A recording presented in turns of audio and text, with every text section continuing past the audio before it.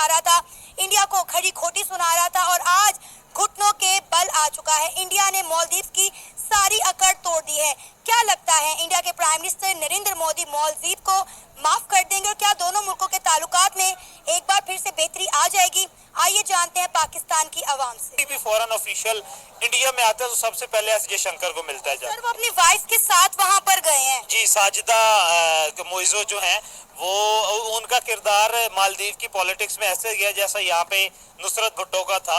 उन्होंने जो है आप उनकी पॉलिटिकल लाइफ जो है मोइजो साहब की उसको उन्होंने बड़ा स्ट्रेंथन किया है। वो उनकी स्ट्रेंथ बनी थी बजाय वीकनेस। सर हमारा कह रहा है कि रांची शिफ्ट हो गया वरना इसको आगरा में पकड़ के वहीं भर्ती करवाते इसको। खैर ये जा रहा है आगरा, आगरा के बाद जाएगा मुंबई और बेंगलुरु। लेकिन दोस्तों मैटर क्या है? मैटर इज दिस कि इसने बोला है, ठीक है, fully cognisant, Delhi is fully cognisant of the island nation's financial situation and will always be ready to ease the burden as one of Mali's biggest developmental partners. इसके आया मुंह में पानी, ठीक है। यानी कि जब भी मालदीव्स को पैसे की दिक्कत होगी, नई दिल्ली ऐसे पीछे हाथ करके बटुआ निकाल के कुछ नोट मालदीव्स को पकड़ाएगा और मालदीव्स को परेशानी होती रहेगी। करप्ट आदमी है मोइजो एकदम। नमस्कार दोस्तों, कहते हैं समय बड़ा बलवान है। इंडिया आउट कैंपेन से लेकर हमारे पीएम मोदी के लिए खराब शब्द इस्तेमाल करना, लेकिन समय बदल चुका। कल तक मोदी जो भारत को बड़ी बड़ी आंखें दिखा रहा था, वही पीएम मोदी के शरण में आके पैसों की भीख मांग रहा है। वक्त ने ऐसी करवट बदली। कल तक जो मालदीव के प्रेसिडेंट इंडियन आर्मी के मालदीव छोड़कर चले जाने की कह रहे थे, इसी हेलीकॉप्टर में बैठकर आए पैसों की भीख मांगने। मोदी साहब जो है वो इंडिया पहुंच गए हैं, बड़ी बात है जी। और सबसे इंटरेस्टिंग चीज क्या है? सबसे इंटरेस्टिंग चीज ये है वो कि इंडियन एयरफोर्स के जहाज पे आए हैं, ठीक है जी।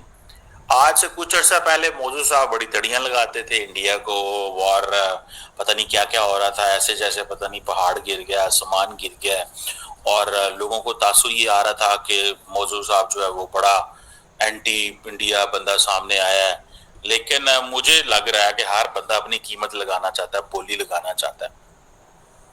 मौजू साहब भी बोली लगवा रहे थे कि इंडिया से जरा मैं नया बंदा हूं तो जरा थोड़ा टफ टाइम दूं। तो अपनी इकोनॉमी बेहतर कर रहा है, तो मालदीव ने ये समझा कि बेहतर यही होगा कि वो अब इंडिया के ब्लॉक में आए, वो चाइना वाला ब्लॉक छोड़ दे, क्योंकि इंडिया आप इस टाइम सबसे ज्यादा देखें मोबाइल और गाड़ियों और गाड़ी के पार्ट सबसे ज्यादा इंडिया बना रहा है। अच्छा, और उसकी इकोनॉमी पाकिस्तान या दूसरे ममालिक चाइना की निस्बत इस टाइम इंडिया दुनिया में तीसरा मुल्क है, अमेरिका और जापान के बाद जो दुनिया में सबसे ज्यादा गाड़ियां बना रहा है।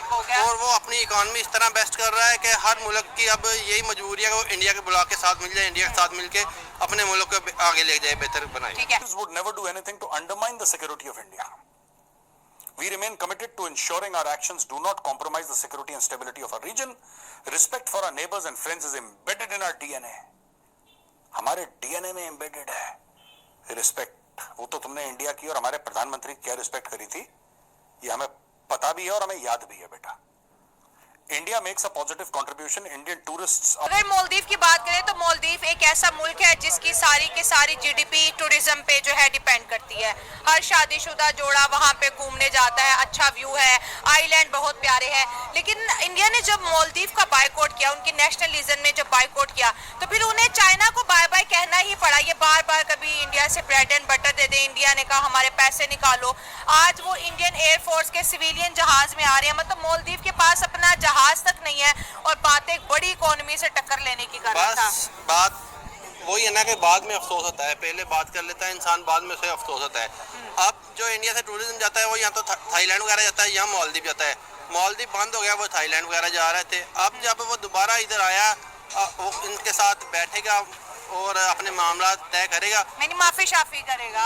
माफी होती है। और जब एक इंसान दूसरे मुल्क में जा रहा है, वो माफी मांगने जा रहा है। हाँ। माफी मांग लेगा और जाकर दोबारा वो टूरिज्म चलाएगा और उसकी इकानमी भी बेहतर होगी। जब वहाँ पे टूरिज्म जाएगा, हाँ। वहाँ पे जाके वो शॉपिंग करेंगे, स्टे करेंगे, होटलिंग, हाँ। सबसे इकॉनमी बढ़ेगी, ठीक इनकी हो गया पैसा सर। आएगा। अगर इकोनॉमी और पैसे की बात करें, क्या समझते हैं अगर पाकिस्तान की आवाम देखे और इंडिया की देखें तो ज्यादा किस आवाम की जेब में पैसा नजर आता है? पाकिस्तान में तो इस टाइम गरीब की रोटी नहीं पूरी हो रही है, आप पैसे की बात कर रहे हैं। हाँ। इधर आपको ये देख लें हालात जो मार्केट के हैं, लोग खाना खाने से बैठे हुए हैं, मजबूर है, जितनी इधर महंगाई हुई है, और इंडिया तो कहीं हमसे ऊपर बेस्ट जा रहा है। मौजू साहब का वो जो था ना वो बैठ गया गुस्सा, या मौजू साहब की जो जिन्हों कहते हैं ना सारी पंजाबी कहते हैं आकड़, ठीक है ना, अगर तो वो बैठ गई है तो इसका मतलब है मौजू साहब फारग है। हमारे साथ कनेक्टेड, जैसे मालदीव की कहानी सबके सामने है, बड़ी तू मैं इंडिया के साथ करता रहा कि अपनी एयरफोर्स निकालो, नहीं चाहिए, आप यहाँ से निकल जाओ, और मोदी को बहुत बुरा बोला। आज वही मालदीव मोदी साहब के पाँव में बैठा हुआ है।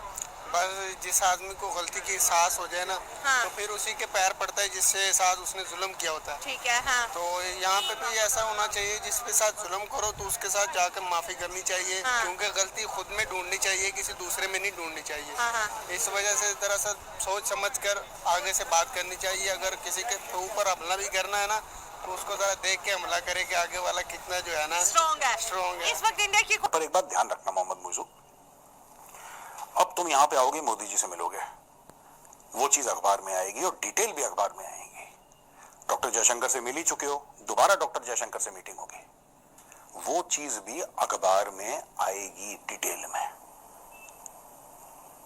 लेकिन एक और इंसान से तुम भारत में मिलोगे, उसका नाम है एनएसए अजीत डोवाल, कीर्ति चक्र, तुम उनसे भी मिलोगे।